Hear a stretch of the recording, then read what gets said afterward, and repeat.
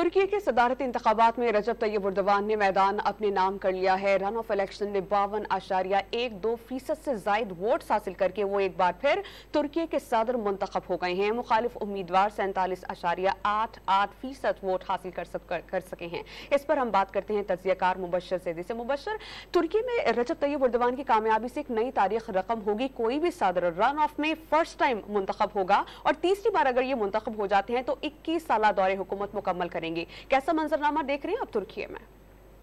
इस वक्त रजब Tayyip Erdogan साहब एक बार फिर तुर्की के सदर मुंतखब हो गए हैं।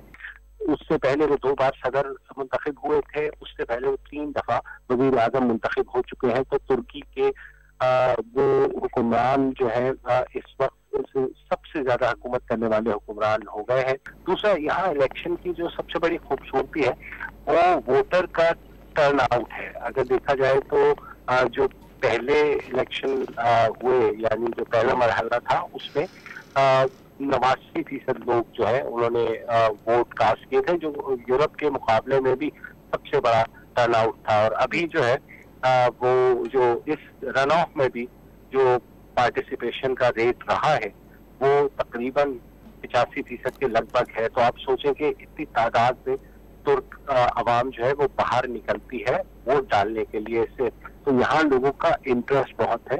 और यही शायद मौका होता है इलेक्शन का जब आवाम जो है अपने हाथ से अपने मुल्क की तकदीर लिखते हैं। और उन्होंने रजब तैयब एर्दोगान को एक दफा मुंतखब करके दोबारा से ये पैगाम दिया है कि वो सदर एर्दोगान को अगले 5 साल के लिए सदर देखना चाहते हैं।